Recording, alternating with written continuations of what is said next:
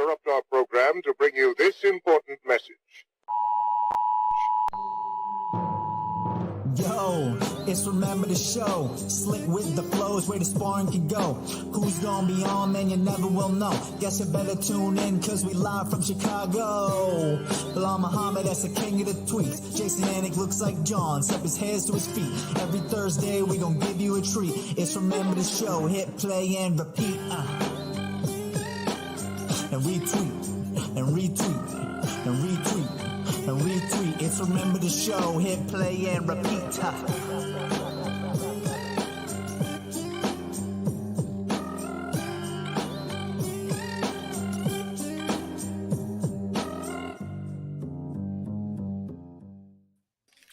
What is up? Thursday, June 29th, episode 104.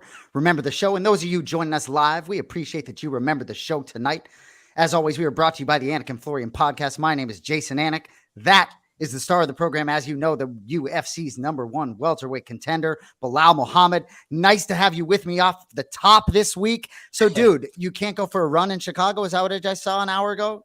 Bro, it's like the smoke is super bad right now. They said that the air quality in Chicago is like, I think they said if you go for a 1 hour walk, it's like you're smoking a pack of cigarettes. Unbelievable. We got to protect the #1 welterweight contender. So what is this supposed to dissipate? What's going on? I don't know. It's coming from Canada. So it's the Canada wildfires, obviously. And then it's finally hitting Chicago. So like at first I thought it was like fog or smog or something. And then I was like, oh crap. No, it's the air quality. Because I went out and like trying to breathe, and like you could, in some areas you could really smell it and feel it in your lungs. And then somebody like made a post and they were like, if you walk outside for an hour, it's like smoking a pack of cigarettes. And I was like, wow, I'm glad I'm going to Vegas on Sunday. Yeah, exactly. Oh, it's going to be fun. We got a lot to talk about. You're going on Sunday, huh? July 2nd, huh? Yeah. Because Yair and them are getting down there early. So he wants me to come down and help him the week, just more flow stuff. So I was supposed to come down to 5th. And then they said they were coming down there early. So I said, all right, I'll come down. Let's go. I'll be in Tuesday. Can't get enough, man. I'm going to turn 45. You're going to turn 35. What a week, Let's man. Go. Let's do it. All right. When's your birthday?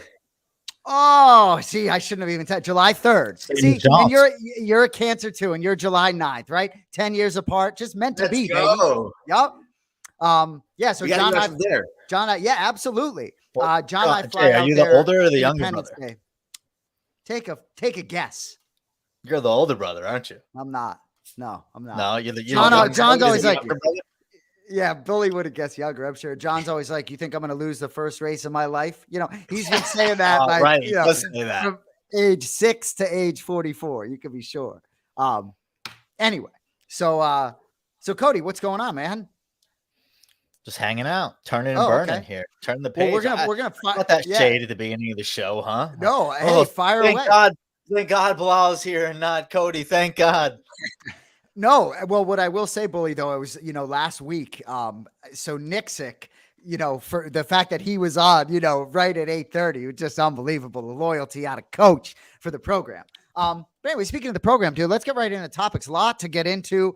We'll talk about, obviously, the cards coming up. Big card this weekend, obviously, International Fight Week, enormous card. But let's talk about, Mexican Independence Day. So main event, co-main event announced today. We'll get to the co-main event in our second topic. Main event, Grasso versus Shevchenko II, and new Alexa Grasso against the longtime defending Shevchenko. So, Bully, initial thoughts. Great spot for Grasso in Vegas, T-Mobile Arena. Not a pay-per-view, though, on ESPN+. Big one, September 16th, though.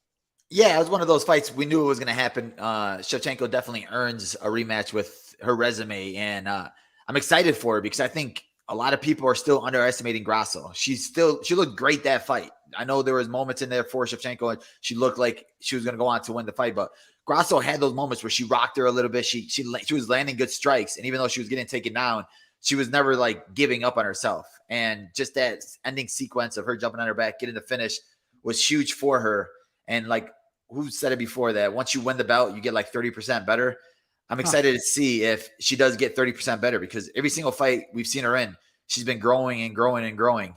And I want to see what new tools she brings to the table, especially, after her teammate Irene Aldana went out there and like put on a little bit of stinker. I think she's going to be more motivated, especially Mexican Independence Day. She's going to come out hyped. I'm sure there's going to be a lot of fans in the crowd. So I'm excited for that one.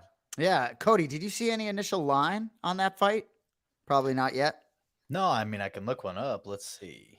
Just curious. I would think certainly Shevchenko would get the, distinguishment, but You think so? not as prohibitive as in the past. But certainly going to I be. don't know. Honestly, I would even give it to Grasso this first one just because of if I'm making it, because getting that win, it wasn't like luck. I think it was, they really worked on it. It was a plan. She showed it in her backroom warm up that they saw this weakness in her and they wanted this. They had this move planned. So it wasn't like a lucky punch or a lucky finish or anything like that. I hear you, dude. And I hear you on that 30% better. I'm not so sure. I mean, I think I might like Grasso in the fight. I would just be shocked if she was the betting favorite. Yeah. But go ahead, Cody. Grasso plus 160 is a line I'm seeing right now. Shevchenko minus 240, which, I mean, is a far cry from where Shevchenko was before, about minus 600, which screwed up like a 6-leg parlay for me, where she was the only one to lose. I had John Jones as the kicker. I'm like, let's go, baby. I was like, we're going to cash this. Nope. Not so much. Turns it up, gives it up. Just terrible.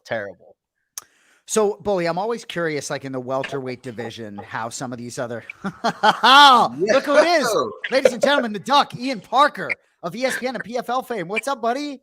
What's going on, bro? It was weird. I clicked the button. I didn't know what show I was actually going to get put into, but I'm happy it was this one. Dude, that Remember the Show logo looks nice on top of your left shoulder. What's happening, buddy? You know what? I came prepared. Bilal's been like, man, we really needed star power the last few weeks. I've been sick and tired of using these journalists just to fill in last minutes. So I was like, you know what? I got to help him out. So I cut the check out there. I had to call in the big guns right now. And dude, you got a background. Look at you. You came prepared for this one. You know what? I swapped it out. I had the PFL one up, and I was like, nah, for them, I got to go ESPN. Yeah. I think I know where you are. Correct. I've seen the in-home studio, if I'm not mistaken. Yes.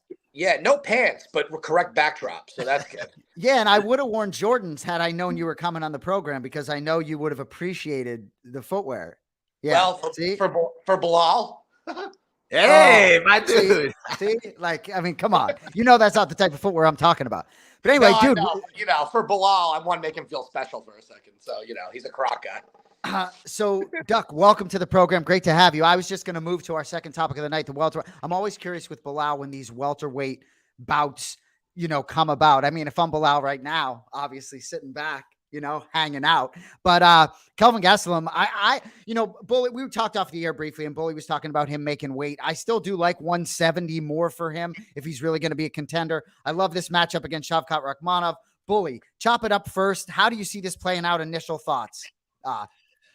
Initially, like, it's one of those things for Shavkat. What are you really gaining from it? Gastelum, he was like 1-3 out of his last 4 fights or something like that, and then he hasn't made 170 in a while. He does have a big name, but for him, I think that there was some fights at 170 that he still could have fought because he really only fought 1 ranked guy or 2 ranked guys in Jeff Neal and Neil Magny. Maybe he could have fought somebody else, but Gastelum is a big name. I think that it's a great matchup for him. He just fought somebody southpaw who does predominantly boxing. Gastelum really doesn't wrestle as much as he used to wrestle. He's a smaller guy. I'm just trying to think if he could make the weight or not because he's fat. Yeah, I mean, but working with Cejudo now, I think that maybe Cejudo got him lit a fire under his butt. Maybe he wants to change his routine and everything around. But I mean, it's a great matchup for Gastelum if he can go out there and win it. Ian, how do you break that down? I mean, obviously Shavkat, been in there professionally 17 times, finished every fight he's been in. Judges don't always need to show up when he's there. But I don't know, man. KG, if he does make weight, is the best? He's a hard guy to finish. Yeah. Yeah. I mean, I think winner should definitely get a title shot. I don't know who else is waiting in line right now. You know what? This guy between the Crocs and that. I'm on fire right now. I can't. I got all my jokes written. You really laid that up for me. You're getting good at this, gang. You're getting really good. I always said you were my favorite Anik, but look, for this fight, it's weird. I think I did a video that Cody actually helped put together. And Belal, I think you saw it. It was a month ago when I said that. I thought Belal should fight for the title, and I said, Kamaru Usman versus I think it was Chimaev, and then I actually put Gastelum and Shavkat together. I get what Belal's saying, and it makes a lot of sense. For Shavkat, it's like you're kind of fighting down. What does this really do for you to get towards a title? But I think maybe he realizes that beating Jeff Neal and Magny is not title shot worthy. You are clearly next in line. I mean, you're waiting for God knows what at this point. At this point, you're right? At this point, Leon and Colby's in the same category as Connor and Chandler at this Bingo. point. We talked about it last week. Yep. You know, that it's crazy. You know, but for Shavkat, if he wants to be active, if he wants to fight, I just don't know who else is available that does that same value towards his resume as Kelvin in the division. You know, Luque, I don't know, but they train together, so that's kind of tough. Yeah. You know, Gilbert, they train. We lost the duck. God damn, man. See, like your internet's see, trash. right? I mean, come he on, tried man. to come in here. He had a nice backdrop. What if we should just keep him frozen like that? And what if he's doing some big hit for ESPN right now? Right? Hey, welcome back. You still got dial up internet over there? Where you at? If you know, this is not ESPN equipment. This is Verizon really dropping the ball there. But if Kelvin can make weight, I think it makes a difference there. But I think this is I think Shavkat gets the win. I mean, this is a tough one for Kelvin. So we'll move along. Were you at this PFL event last weekend, Ian? By at it, this is me being at it. This is Yeah, no, yeah. Well, hey, I figured that's where you were going with it. But yeah. So yes, I worked the event. Yeah. So we're gonna start with Sadabusi and Bully. So Bully, I know you know him well. He was on our show. I believe you know him well, Bully, but he was on our show April 21st of this year, the same night they announced that you were fighting Burns, Bully. So he's on our show. He does a great interview on our show. And then there's sort of buzzing in the background. And then you come on after he goes off, Bully. So he was recently on our show. But dude, the 2022 PFL welterweight champ, dude, 6'3", dude, freaky speed on those leg kicks. Like he was looking for that wheel kick all night. Got it. Ian, we'll get to you in a second, but Bully, I assume you saw that finish. Yeah, that was a nasty finish. I trained with him in Vegas a couple times. Dude's like the nicest guy in the world. And like you said, he's huge. I don't know how he makes weight. What does he have to make 4 times in like 5 months? Yeah, right? Bro, I looked at it. I was like, bro, how do you make the weight?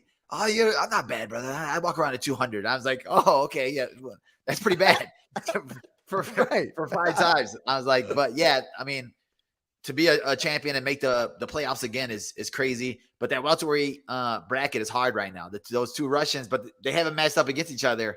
Magomed against Umalatov. That's a great fight. I want to see. I don't know if they would actually fight each other because I think they're boys. They're really close, and I don't think they're going to end up pulling one of the other moves that can't do that again. That the Brazilians pulled. I don't think they're going to pull that one, right? Yeah. So no comment. Doc, how about Sadabusi? No comment. You got to have a comment. You're on the Bully B show right now. Yeah, so you don't have to come, but I'll say it is fascinating for me. Yeah, go ahead. Ask what you want to ask. Look, we're on there. You know, I'll answer questions. Look, in regards to Sadabusi, I think the most impressive part about him is his takedown defense and his grappling. Okay, that has been easily the biggest change with him, the biggest improvement, the evolution in that game. Because if you got to stand with him, it's a problem. Doesn't matter who it is. I don't care what organization is at 170. If you can't take him down, he is ridiculous on the feet. He's got crazy reach. The fact that he makes 170 is insanity. So. Now, the other guy fight yet?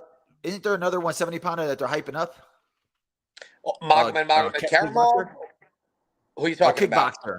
Didn't they just sign somebody from like France or something? Oh yeah, he was supposed to fight, but then he got injured. Mombe, I think his name is. You better be on your game, Duck. But Bully's that's a steel trap over there.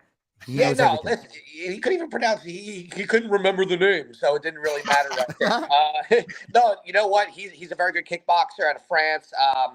A lot of hype behind him, but not a lot of MMA yet. So it's one of those things where, you know, I hope it's not too much too soon. You don't need to rush that guy to failure. You know, I think that is someone, especially in a division where you have a Magomed Karamov and a Umalatov who could take the fight to the ground immediately. You do that against a kickboxer, it's game over. And that's what happened with C the last 5 years up until last season. He was getting taken down by all the Dagestani guys. All of a sudden, he forced you to stay on the feet. He's a scary dude. But I know you guys want to ask about that other fight, so go ahead. Go ahead, Bully. Ian, before we get to you, I mean, Bully, I'll just say to you, I mean, godfather of each other's children, as well. You know, it's well documented what happened. Natan Schultz Roush Manfield, forgive me if I'm pronouncing the names wrong, but they end up fighting, if you call it that. But I will say before I get to Bully, it reminds me a little bit of Aljo and Marab. It's like at one point I got to the point where I didn't even want them to even consider fighting. And so to me, it's a little bit of a shit show what's going on here. Bully P, your thoughts before we get to the Duck.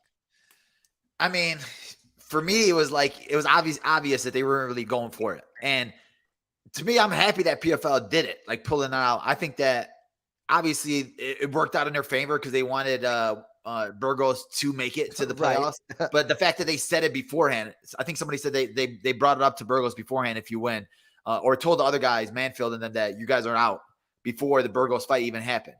So I don't think it was after the Burgos fight. I think it was before the Burgos fight. So if Burgos would have lost that, the other guy would have got in regardless. Okay. And Burgos would have made it regardless. But for me, it was like, that's one of those things where you always tell yourself, if I would be able to do it. Like I tell Horacio all the time, like I think we could put on a show right now. Like we'll go on Instagram Live and like we light spar and stuff like that. But like they could have made it more realistic, but you could just tell that they weren't even really caring. Like their corners weren't caring. I was like, bro, what am I watching right now? Yeah, right. And it's like embarrassing. It's like, if I'm PFL, I'm looking at it like, bro, what's going on? Why are we paying these guys to do this right now? Because it's embarrassing. Because that's an ex-champion right there, and people are trying to see them. Both of them, yeah, right. Both of them and Kenny Florian will talk till he's blue in the face about a fight to the death. These are fights to the death. Well, Yeah. So what do you think, Ian? Do you think PFL is right or wrong? Well, first off, live on ESPN, I said that I would fight my little brother for way less than $1 million. I said because I was bothered by what was going on. It was very obvious. It wasn't even true sparring. It wasn't even anything. There's a lot of schools of thought here. Number one, people want to blame the PFL for putting that matchup together. Could have been avoided, sure, but you got to also look at it this way. Schultz been in the PFL for like 6 years. Hausch Manfio 3, and they're in the same division. This could happen. What if they drew the matchups out of a hat? Right? What if they literally did it live after the weigh-ins and just picked out of a hat and those two had a fight? The two of them are like, well, if it was the playoffs or the championship, it would have been different. Can't be like that. You're paid to fight. A lot of guys, look, Josh Silveira fought Amari Akhmedov last season in the semis, and they've been training together forever in American Top Team. Silveira said it was uncomfortable, but Amari Akhmedov didn't care. He's like, I don't care who you are. I'm going to fight you anyway. You're in this type of format. It could happen, and the two of them went out there. And what was really bothersome, and I'm probably going to be the first one to throw this out there, so you might be getting a little juice here, but Manfio needed a knockout in round 1 to even get to the playoffs, okay? Schultz needed a finish in either of the 3 rounds to even guarantee him a spot. So I'm looking at this, and Manfio wasn't even trying for the knockout. So right away, he removes himself from the competition. And for Schultz to get the decision win, take away the PFL saying you're out for performing this way. Had Burgos gotten a finish in any round, he would have been in based on the points, whether this happened or not. So it's a lot. So really, if these guys were kind of playing the game a little bit like, oh, I don't want to hurt you, but you have the better shot of winning, they played it really stupid because at least if Schultz was smart, he would have gotten him in a rare naked choke and let Manfio tap. No damage there. Right. But instead, they put on, and then, Schultz goes on and says, oh, Francis Ngannou, you and Derek Lewis fought like this. No one complained. And then he asked Francis for help. Well, first off, Francis versus Derek was not on that type of format. The PFL, every fight literally matters within a season with seedings and with, put betting to the side. Who cares? It's just there's like a responsibility there. When Francis and Derek, you fight terrible like that, the UFC just says, okay, neither one of you are getting a title shot. You're going to fight down, PFL, no later. And the PFL sitting there going like, all right, what do we do about this? Because here's the deal that people also need to realize. And in my opinion, Natan Schultz is just as exciting of a fighter as Shane Burgos, if not more. He's got that zombie fighting style. He plods forward. He keeps moving, great pace, and he's a very underrated fighter that flies under the radar. He's a black belt in judo. He's a black belt in jiu-jitsu. Go watch his fights. Always exciting. Yeah, he's been in wars, yeah. Dude, wars. And he lost to OAM by split last season, and OAM won the whole thing. And a lot of people thought Schultz won. And it's not like Burgos looked like a world beater this season at all. Yeah. So I think people should get out of the notion that that a PFL wanted Burgos over Schultz. I can tell you one thing. It wasn't one over the other. Trust me, they wanted Schultz in the playoffs because he's fun. He brings it. But you got to do something there. It was so blatantly obvious that both of them didn't come to fight. The format's there to score points, especially when no one was secured a spot. Even OAM, OAM was waiting at the end of the night because of how it all went. He just needed a win to get in. And even OAM, who doesn't finish people, finish someone, So shame on the fighters. In my opinion, it's more their fault than the PFL putting this matchup together because, I think maybe one year if the PFL does it at random, this type of stuff can happen. Teammates can fight. But if you're like boys, I'm saying if you're boys and you know that Menfield, I didn't know Menfield needed to finish in the first. I'm like, bro, all right, if you didn't get to finish in the first, let me tap you out in the second. Exactly. Like, I can make that happen. Right? Of me tapping you out in the second with even something crazy. Bro, let me get a Dude, freaking leg lock out here. Dude, Schultz had Manfield on all fours up against the cage, holding onto the opposite wrist. In any fight, he's throwing punches galore at the head, softening him up to try and take the back. He just held him there. Yeah. It was just way too obvious. And, the only thing that I would say is that if the athletic commission stepped in and they deemed it a valid win for Schultz, then the PFL would have to reverse their decision of what they did. But, I've heard nothing. And if I'm Schultz, I keep quiet because I think if there's an investigation on it, he will not be happy with the result. And, the other thing, too, is the PFL paid him his win money. Really? He still made $100K for that non-fight. You know? Manfio made his 50. Schultz made $100K. So, this is it's a very weird position, and it just sucks because, I mean, Belal, you have friends that you train with all the time. You guys never have hard sparring sessions. That wasn't even a hard sparring session. Yeah, literally. I just posted yesterday that I dropped Horacio and he got mad at me. I went hard to the body. I mean, I picture you and Jared Gordon just beating the hell out of each other in a hotel room just for fun. That's what I said. I'm like, bro, like we do it all the time for free. And if you guys are actually fighting for $1 million prize at the end, bro, like, all right, let's just shake hands at the end. It's like you're going to respect each other later in the end. But dude, you can at least get hard with the grappling. Bro, they went to me on the broadcast like, Ian, you got anything? I was like, I don't know what you want me to say. Sure. So I go on there. I go, guys, if you like Schultz at minus 200, I think it's pretty obvious he's going to win. I'm like, but for God's sakes, I beat my little brother up for way less than $1 million on TV. This is absurd. I mean, Jason, are you really telling me you wouldn't fight John? I mean, you've probably have fought John so many times in your life. You're twins, you're brothers. There's no way you haven't beaten the heck out of each other at some point. Imagine getting to do that for a lot of money. Oh, dude, believe me, we've had some discussions. We also discussed a couple concussions he had playing basketball, and that's where the conversation sort of ended, You guys can fight on one of these podcasts and get a really cool sponsor, I mean, it's just like, to me, it was just for two guys that have a really good name in the MMA community. Haoush Manfio is a sweetheart of a guy, great underdog story that he won the $1 million, and Schultz, who's a two-time champ, both out of American Top Team. Now, look at how people are looking at them. It sucks, and people then look at the PFL like as if they, could have avoided that, but why? It's that's why we started it talking about Sadabusi, because that was really the story to me, other than that fight. So plenty of stories you can be sure will be at International Fight Week, or you will be at International Fight Week, Duck. So you'll probably be in the Remember the Show tournament. You have never been on the show before. Is that correct? That is correct. So the game show, and Bully, I'll get into this right now. Those of you watching, we appreciate you, obviously. We've been thinking about this game show tournament for our Remember the Show tournament. So, Duck, by your appearance tonight, I think that plugs you into the tournament. It's going to be either 32 or 64 fighters, coaches, MMA media, personalities. Anyone. We're going big. We're going big. We are going big. But, you can do 4 game shows in one show. You bang out 4 15-minute game shows, but it's going to be fire. I think we got to have a cash prize, Bully. We got to start looking for sponsors for this thing, but we will have a presence at International Fight Week. You can be sure. Why am I picturing 64 dudes in Belal's hotel room with like sleeping bags, like randomly doing this show for like 24 hours straight? Next group in. Come on. Yeah.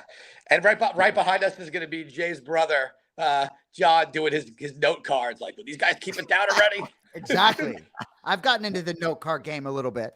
Yeah, it's good. But dude, so we're hoping to do a live show out in Vegas. So there will be a lot of that. We'll put some stuff out there. But Duck, thank you for being on. We'll definitely get you in this. So let's keep moving on. So International Fight Week, Bully, we touched on this a little bit last week. Dude, this card is electric. The main event, Belal and I have talked quite a bit about this. Obviously, Belal is firmly in the Yair way. Duck just gone. But I was going to say to him, Belal, obviously you're firmly in the Yair corner. And I think you and I have talked a lot about that. And I think we see very much eye to eye on that main event, seeing an enormous opportunity for Yair Rodriguez. So let me pick your brain a little bit, because we'll be picking some of those fights next week. What else on this card? I mean, we've got Moreno, Pantoja. I mean, this Jack, welcome back. Jack, three-name Jack, as Brian Petrie say, Jack Della Maddalena, Sean Brady. I mean, Bully, that fight, it's got to pique your interest. Yeah, I'm excited for that fight. Any fight at 170, especially Jack. A lot of people are hyping him up. I think this is his first time fighting an actual grappler in the UFC. So we're going to see if Brady can recover from losing, getting his first loss. A lot of guys can't come back and get their off a first loss like that. I don't know how mentally strong he is. I know that he's really switched up his teams and stuff like that now, but we'll see. Maybe he's doing the right thing. Maybe he's doing the wrong thing. But Jack's coming from Australia. We'll see where his head's at. He got a lot of hype behind him right now. It's a huge card, huge moment for him. But the biggest fight of the card is Duplessis and Whitaker. That's the one I want to see the most, because I think that one has the biggest implications. There are a lot of winner's going to fight Adesanya, right? And that's when that's guaranteed. I hear you. I just, there are a lot of fights in the UFC, and Ian, I don't bet on MMA, and I haven't for many years, because I probably should. But it's like when Bob Whitaker is on, when he enters the octagon versus any opponent other than Adesanya, it's just that is, I do like the statement, there are levels to this shit. And I do think it applies in MMA often. And when I see Bob Whitaker step in the octagon with anyone other than Adesanya, it's like there are levels to this shit. It reminds me of Volkanovski when he's facing Korean Zombie, I believe, in Jacksonville, when he's just like, you want more? You're like, really? We're going to really keep doing this? So anyway, but that fight I can't get enough of. Duck, Ian, do you think he has a chance? Duplessis? Yeah. Like I don't see any. Like I'm sitting there in my head trying to figure out what ways he could beat him, and I don't see any way he could beat him. The problem that I think with Duplessis is I think he doesn't know who he is as a fighter yet. Even though he's this far into his UFC career, because he steps on the gas so much, he relies on being able to take so much damage and out damage the other guy. The fight against Brunson was not a sexy fight. It wasn't a skillful fight. He took a beating and just outlasted Brunson. The fight that impressed me the most was Brad Tavares. That fight, he went 3 rounds. Tavares hits like a truck. He's a tough guy. The Brunson fight was weird, because Brunson's kind of getting into that new notion where if he doesn't finish you in round 1, you can finish him in round 2 or 3. I just don't think he is going to be able to press that pedal, go forward on Whitaker. I think Whitaker's too good. I think what Jay said is kind of correct, is that if it's not Adesanya or maybe even a Pereira at some point, they'll never fight. Who beats Whitaker at middleweight? I just don't see it. I think Whitaker is so fine-tuned. I think he's extremely smart. It's only 3 rounds, and right. It's just that, Duplessis just plods forward. It's almost like when Juliana Pena ran at Emmanuel Nunez and then got decked. That's what Duplessis does. He just tries to pressure you. I mean, look, he couldn't get Darren Till out, and Till almost finished him. And then he took Till to the ground. It was just again, not a real skillful fight. I don't see what he does that hurts Whitaker literally at all. I hope Whitaker gets that highlight finish, so there's no question on who fights Adesanya next, because here's the only thing, guys. Whitaker is not the most durable outside of the fight. He's injured a lot. He also doesn't fight a ton. So even if he wins this fight, we got to hope he doesn't come out with a broken hand or something that lands him on some stupid suspension for an injury. Because if that happens, who fights Adesanya in September? Brendan Allen. Right. Yeah. See, I knew you were going somewhere. I don't know why you guys are bringing him, bro. He's on a 5-fight winning streak. What are you shaking your head for? No. He's the only guy in on a 5-fight winning streak. Is 4 finishes. Because he's a better matchup. If that was the case, he would kill Duplessis. If that was the case, you would have fought for the title 6 fights ago. It's not always about the fight streak. Listen, for Brendan Allen, here's what we need to see out of Brendan Allen, okay? I think Brendan Allen, the sky's the limit. I think he's absolutely a future champion one day, okay? But he needs to beat a top 7 guy, a top 5 guy before getting a title shot, all right? I don't love that he didn't take that Roman Dolidze fight. I said it on Twitter. I don't think that was really the smartest decision, unless he's not healthy. Fine, but if he's healthy, to get a 5-round main event against somebody where outside of a leg lock, which I don't think Brendan Allen gets submitted by anybody, how does Roman beat him? Because here's what I'll tell you. Brendan Allen took some nasty shots from Bruno Silva where he looked hurt for a little bit, okay? Can't do that with a Roman Dolidze. Roman has shown he's got power in his hands. I would like to see Brendan Allen fight either a Jack Hermanson, a Roman Dolidze, or a Jared Cannonier. Really solidify himself as a number one title contender, because knocking out Bruno Silva does not do that for you. It highlights what he's been doing, you know. But I think for him to me, it's this. He says I want to wait for Dolidze. I mean, what's his face if he loses? He said if Duplessis loses, I'll fight Duplessis. But he also called out Cannonier. I think him fighting Roman Dolidze, he would still have to fight one more to fight for the title. But if he's calling out Cannonier, Marvin Vettori, he beats one of those guys. There's nobody else for Adesanya to fight. But listen, but you didn't say that before. You just said him to Adesanya. I'm saying, listen, look, I think Brendan Allen's next fight needs to be top 10, top 5. There's a lot of guys that are booked. You know, that's the whole. Well, listen, Vettori's face was not. He's not fighting for at least another 3 or 4 months, right? I think that's pretty obvious there. I mean, listen, what if Sean Strickland wins this weekend? Is Strickland get bumped to Adesanya? You know, there's got to be something. I know you're saying no, and I agree with you. It shouldn't be the case, but you are aware this is a favor fight that he's doing. Why is number 7 fighting number 40? You know what I'm saying? I mean, I'm not saying that, and I know Abus is a very good fighter. I think people just don't know him, and I know Belal, you're probably going to pick him to win. I get it, but you got to understand for your boy Brendan, I think he's extremely talented. I think he can pose a serious threat to a lot of guys at the top, but I think he needs to win that top fight first. And I know he called out Duplessis if he loses. Listen, if I was anyone in the top 10 or top 15, I would call Duplessis out every day and twice on Sunday. I get it. But I think Bully kind of likes DDP a little bit here. Don't you think he's got a... I mean, I don't think he has a chance. You don't? Okay. No, I don't think, not against Whitaker. Whitaker is like, I just feel like it's like the Holloway and Volkanovski thing, where it's like, I don't think he's only going to lose to Adesanya, but I think he really can beat everybody else. I would love to see if you told me Brendan Allen is fighting Jared Cannonier in November, I would say that's a great fight. Winner should get a title shot regardless of who wins, because I'm ignoring the whole Khamzat Chimaev thing until we hear who he's fighting. Who knows what's going on with him? Honestly, who cares until he comes back? That's my thought on it. You know, I like guys that are present, that are active. This sport waits for nobody. And I think Brendan Allen has momentum right now. And instead of riding the pine and kind of waiting out on who loses, I think he needs to see what opportunity really opens up a chance to get him. Because if Duplessis loses and he fights Duplessis in December at best, that doesn't really get him closer to a title shot. You know, depends on the result, I think, a little bit, though. I think it depends more on the openings of some other fights. You know, you got that Paulo Costa versus Ikram fight. I think they're looking to kind of rocket ship. Take that fight yet? I mean, from what I understand, it's official. Maybe, I haven't heard otherwise, but I mean, I think for Brendan Allen, he's got to just see who's really available. This is what's tough about middleweight too. It seems like everybody and their mother is booked, Jack Hermanson, top 10, that would be a good fight for him, He was supposed to fight Jack this last one, but Jack pulled out. So it's like, right. I get it. Yeah. You just I think it's just, Belal, I think that, listen, you took a huge risk by fighting Sean Brady, okay? You fought down a rank. You and I had many discussions about this, but you made the most out of that opportunity that anyone could have made out of it. Not only did you were the underdog there, which was hilarious for me from a betting standpoint, okay? But you finished him, someone who's never been finished. So all of a sudden people are looking at Belal now like, oh, he's not just a decision machine, whatever it is, And then you and I talked about the Gilbert Burns fight. That was another huge risk. You were taking it while you were And there he goes again. Me up, and then he gets frozen. Yeah, exactly. So I wonder if he's going to be able to make picks with us, if that's going to be prohibitive, because he's probably going to frozen. Do it on his show. I know. He's been frozen in some great positions. That's on him though. That's dude. So Sorry, Duck, are you flowing right there?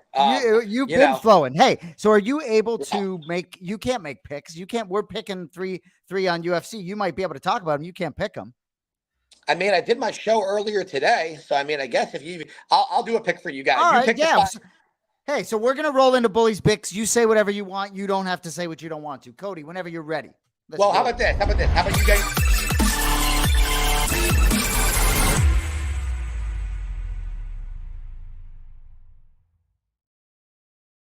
How about this? What do you got, Duck? Run the show, baby. What do you got? Well, you know what? Bilal and I do this stuff as Bilal. How about you pick a fight that you are somewhat unsure of, and I will tell you where I'm leaning. I like it. Well, I'm almost certain that Strickland's going to get knocked out this weekend. I'm telling you right now. I know you probably picked him. I know you're thinking Abus is going to gas out or Strickland's going to play the jab game. But It's not so much I'm looking at that. I just think it's a little hard to gauge someone who's not been very active, who's had one win in 19 seconds over Dustin Stoltzfus. That doesn't really tell him how he fights against a different level of competition. And I think Strickland, despite being an absolute maniac of a human being, let's put whether we like him or not as a person to the side, he's a pretty good fighter. And I think that if it does go past round one, I do lean Strickland. So from a betting perspective, I would say you could take a boost to win by TKO in round one. But if it goes past that, I say Strickland favors Strickland in regards to cardio, in regards to 5-round experience. I mean, the last time your boy fought 5 rounds, you got knocked out by your other boy.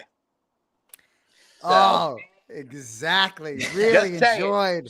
Yeah, I really Just enjoyed saying. looking into some of that today. Lou Taylor was plus 260 back in the day, 33 seconds, round one. Let's go, Lou Taylor. Really enjoyed watching that again today. That was a fucking blast. How'd it go, Lou? Bully B in there too? Oh, I couldn't get it's enough. so funny, like going back and like people like commenting on who Abus is, and they'll be like, "Bro, he got knocked out by a 42-year-old bum," and I'm like, "Bro, these people have no Yeah. idea who Lewis Taylor It is." is Exactly. funny.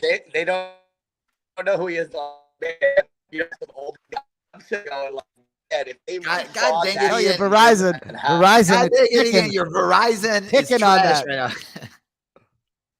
All right, I don't want to disturb the show any further, but yeah, I like Strickland in that fight. Oh my God, I love Strickland in that fight. I don't love it, I like it. I think this is a very interesting fight. I think this is a weird one for Strickland to take, very risky, and for Magomedov, this is obviously a tremendous opportunity for them to get some fresh blood at the top of the division if he gets it done, no doubt. All right, brother, I'm gonna holler at you, man, because your internet's trash right now. Hey, appreciate you being on, though, brother. We'll see you in the tournament. We'll see you out in Vegas. Pay for the Wi-Fi. Thank you, bro. All right, brother. Good to see you, man. You got it, man. Later, guys. Later, man. Peace, bro. Yeah, bro. I'm looking at people online, and like for me, when Lou got that fight, you know, he was one of the guys that I would sit there and pay attention to because to me, I always thought Lou was going to make the finals. We knew we were going to make it to the finals. I always knew that people were going to underestimate Lou his whole career, his whole time, but I knew we would see a boost in the finals because he was dominating guys. He was finishing guys, and he was finishing them with footwork, grappling, everything. So he had it all. And I think a lot of UFC people are not going to go back and watch his PFL fights, but I think he is great everywhere. He has great power, great hands. His fluidity and his movement is so good. He showed his last fight his kicks, and his grappling is there too. Obviously, being a power puncher and that, you know, it takes away from your gas tank a little bit. But I think that for a guy like Strickland, he's not going to really gas you out. He jabs at you, moves around. He's not a big, high volume guy. He is to guys that, you know, that he bullies a little bit and he pushes them around a little bit. But guys that can knock him out, he's more laid back. Even in the Cannonier fight, he was just jabbing and backing up, jabbing and backing up. And I tell people that's the difference between when people are like, oh, man, he's a beast in sparring. Look what he does in sparring. And he's always posting sparring videos of him killing guys. But it's like most guys, they look at sparring as sparring, just that. It's like practice. You're working on certain things. They're not going in there to try to kill their training partners. And I think that he'll post that of him sparring with Dominic Reyes or something, and then like him almost finishing him. And it's like, bro, that's your sparring partner. First of all, you shouldn't be posting videos of that. But I know that Dominic Reyes is probably looking at it like, oh, this is a sparring match. This is not like a fight. And I think that's what messes him up a lot of the time because he doesn't have the same mentality in a fight as he does in sparring. Like in sparring, he goes out there to try to kill you. In the fight, he's not that guy. He's jabbing you and backing up the whole time. And I think that's the difference with, like, he has kind of like a bully mentality in the practice room, but in a fight, he's not a bully at all. I wish you guys were in the same weight class. Man. Cody, you like the favorite? I do. I mean, unfortunately, I only like him at the sports book, and especially don't like him when he's talking shit and walking away from our boy here. I mean, And Nixick corners him, yes? Yeah. That always, because Nixick's like the nicest human on the planet, right? I tell him all the time. Like, I always like, anytime he posts a video around, I'm not going to like this just because of who's in the video. Right. Sorry, Cody. No, I mean, I just think it's all a good point. I think it's kind of funny when you sit around and you look on, you know, Jay, I know you're not as invested in MMA Twitter and stuff, but the amount of just outrage that, you know, Sean Strickland's comments and stuff bring from the white knights of the MMA media, and people just want to be all butthurt. And it's like, you know, if if you're walking down the street and you see somebody licking rocks, like, are you going to take their opinion on politics? Like, probably not. Like, I don't understand some of the moral ambiguity there with some of the media, but I mean, Strickland's minus 155 for a reason. I'm shocked that him by decision is plus 165. I mean, I don't think he's had a finish since, Nam. So, I think Strickland by decision is probably the play here, especially because he's like kind of the apex warrior. So Strickland by decision, I think, is the move, just because I don't think Abus has faced the level of competition. But I mean, I think everybody in the world would be grateful if Abus went out there and, finished him, especially Bully B. Well, good. So now we don't have to talk anymore about Sean Strickland. Beautiful. Moving on to the co-main event. We're going a little reverse order because we started on the main event. So I want to just tell you, Bully B, in case you didn't know, on Anik and Florian Podcast, Brian Petrie, 2 units on Grant Dawson in the co-main event this weekend. That's a close fight on paper. So a couple of ranked fighters here in the lightweight division. Number 12, Damir is Magulov. Number 15, Grant Dawson. So is Magulov 5-1 in the UFC? All fights went to decision. Last time out, lost to Arman Sarukyan. That was December 17th. So Dawson, this dude's making his 9th walk in the UFC. Never lost, which is surprising. I know he had no contest mixed in there. 29 years old. He did miss weight last time out, but did beat Mark Madsen. Rear naked choke. That was November 5th last year. But this division starting to develop some nice balance. You got Frivola lingering. You got Jared Gordon. I mean, I have to just interject about Jared Gordon. It's like the trajectory with a loss to Paddy Pimblett, that's a win, and then the no contest that I thought he was outperforming his opponent. It's like I can't talk about the back half of this division and the rankings without mentioning Flash. Anyway, Bully B, close one on paper. Who do you like? Man, this is a tough one because both these guys are so good. Damir was just on a huge win streak, and he went and fought a very tough guy in Arman. Arman's one of the scariest guys in that division. And, he didn't get dominated. I know he got out grappled, but he was still in the fight the whole way. And his boxing is so good. His jab is so good. And I think just fighting a guy like Arman his last fight out, you probably had to train a lot of grappling, a lot of wrestling. And I think that Arman is a better wrestler than Grant Dawson. So I think for Damir, it's like doing back-to-back camps against the same type of fighter.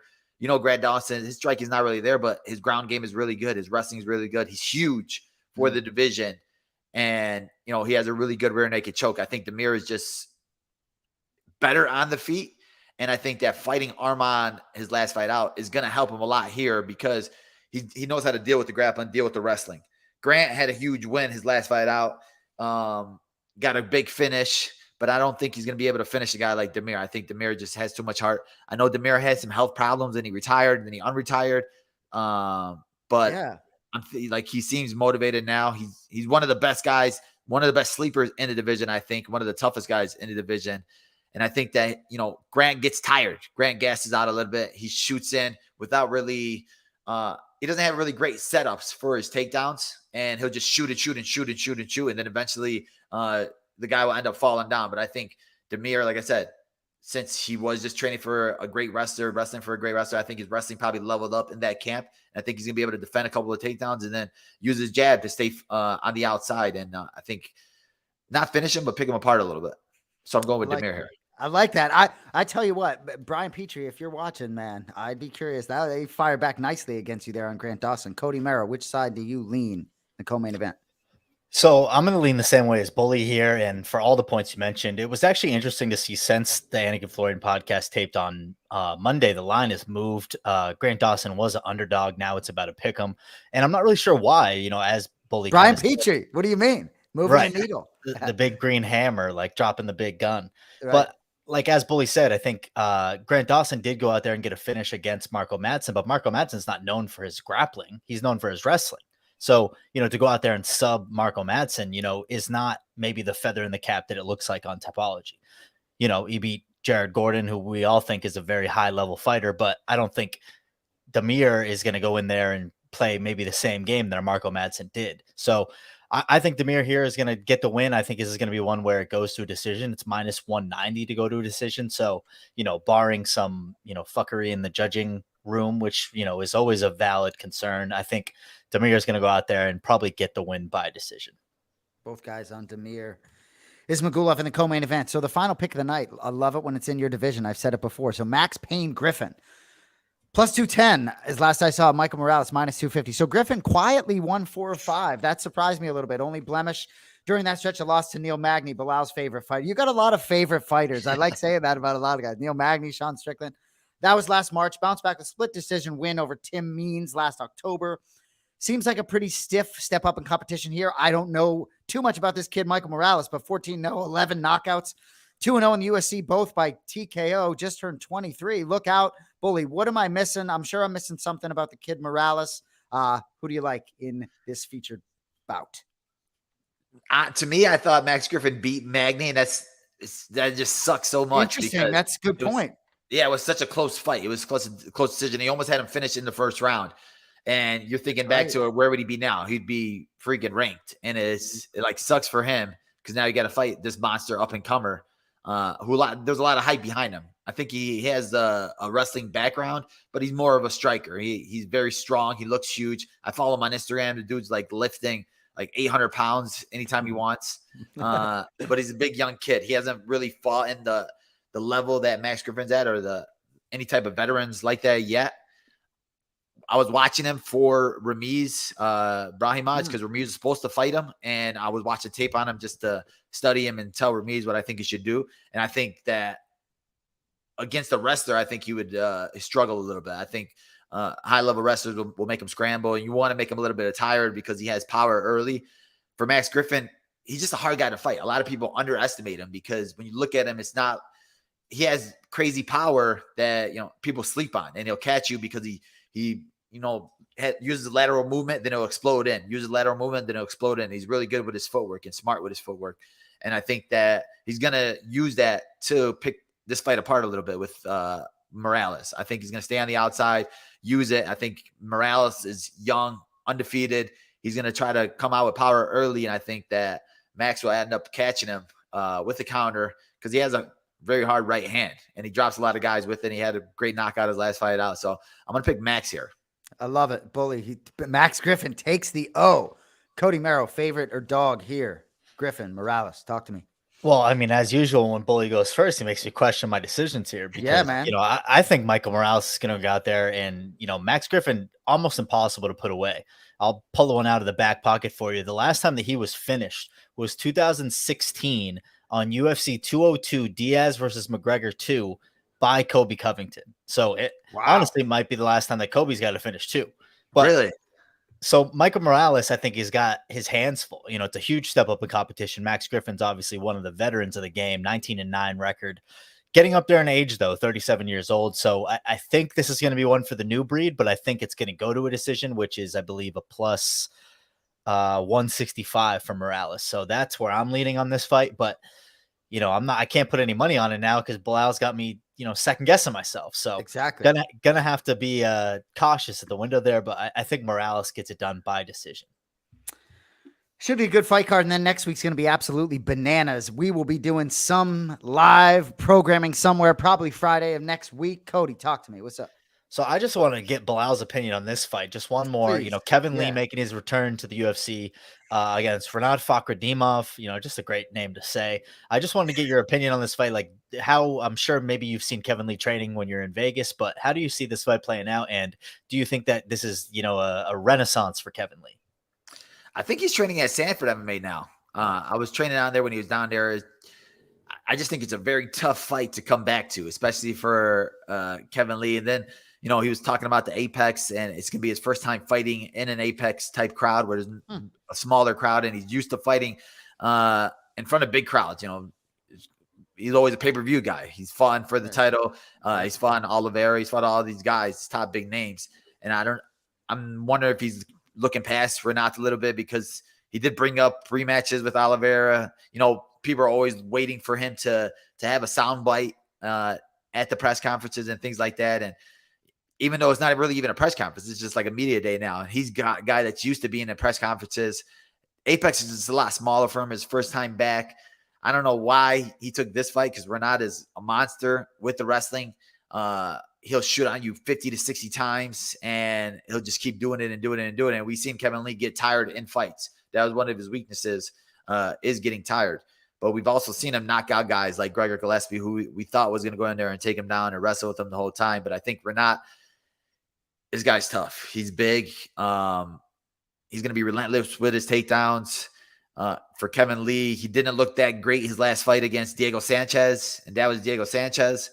I just think that the matchup-wise, this is a bad matchup for him. I think they should have honestly gave him kind of like a Tony Ferguson or something just to introduce him back to the UFC fans and the crowd like that. And I think that he does have a big name, a big following, and they could have did something like that. But now they're putting him against this guy like Renat, and I don't know. I just think that Renat's going to be able to take him down and control him on the ground. Well, and another one. Sorry. Another one where, you could go back and look at Kevin Lee versus Tony Ferguson. What if Kevin Lee had won that fight? He doesn't go in there with staff. He doesn't make some poor decisions on the ground. Like, his whole career is different if that doesn't happen. So just a very interesting game that we play in MMA, right? A loss sets you back so far. A win sometimes doesn't move you up too much. And the last thing I want to say, and then throw it over to you, Jay, is just like, where does Kevin Lee fit in all this? I had to pull that one out. But, Kevin Lee is still only 30 years old, right? Feels like he's been in the game forever. So do we really know where he's been in the last year? And a lot of upside taking this matchup for him if he can, get a finish or do something electric. I believe he's in the featured prelim. So he said this one's he was doing an interview with Brian Campbell this week. He said this one's for the hardcores, and then you think about him like a vet. And dude's still on the very right side of his MMA prime potentially. So yeah, and like I said, I know I was down there at Sanford like a year ago, and he was in there training, working. So if he's working with that team, working with those guys, he was usually a guy that would move around a lot and train with this coach and then switch teams and train with that coach and be his own coach. But now that, he has a stable place to be at, and, the high-level guys that are down there, he's on there training with some of the best, especially the 170-pounders that are down there. Maybe added some new wrinkles to his game. Like I said, I could just go off of what I saw in his last fight against Diego Sanchez, and didn't really look that great. Daniel Rodriguez didn't really look that great. Those were his last two fights. Yep. Well, and also a guy who struggled a lot mentally. He had that Adderall issue. He, posted on social media like, oh, I'm dumping this and I need to get work on my mental health. So, hopefully the time off and, being at a team like Sanford, where they maybe take that health stuff a little bit more seriously, being with a guy like Henry, who's a positive, voice, a positive mind, hopefully means good things for him. And, I'm just interested to see. Kevin Lee's a guy who you could, with a win, elevate into a top 10, top 15 matchup immediately. So, big things. I think this is a card this weekend for the hardcores. Like, definitely don't miss it, folks. I love it. And then next week's going to be absolute bananas. A lot of people are going to want a piece of the number one welterweight contender in International Fight Week. You can be sure. It's going to be a nice week for you. Hall of Fame ceremony. I'll be, with my brother there Thursday night, but we're going to come at you somewhere Friday, live show. We're going to reveal this bracket somewhere. There's going to be a hoop game somewhere along the road. Cody, go ahead. Yeah, if people ain't running scared. And if you go onto Anik and Florian YouTube page, you can answer a video that I put up that says, does Daniel Cormier stand a chance against Belal Muhammad in basketball? So go there and answer the comments. But the last thing I wanted to say, Jay, about the fight card next weekend, how about the fact that Robbie Lawler and Rory McDonald's fight is going to be put into the UFC Hall of Fame? And then Robbie turns around and fights on Saturday night. So I think that's actually a first in UFC history. I'm not sure that a fighter has been inducted and then fought in the same weekend. So I think that's a super interesting fight as well. And I mean, Robbie Lawler is a god. Yeah, I didn't really think about that. That's going to be interesting, especially for him if he has to go give a speech on Thursday and then fight on Saturday. Thursday's usually weight cutting day. That's right. Yeah, so that'd be weird. He's used to taking the mic on Thursday in some capacity, press conference or otherwise. Anyway, follow us on Twitter at Remember the Show for all the details for next week, International Fight Week, for our great director, Cody Merrow, and the great Belal Muhammad. My name is Jason Anik. Thank you, Ian Parker, for joining us tonight. We will see you all next week. Have a great weekend. Peace.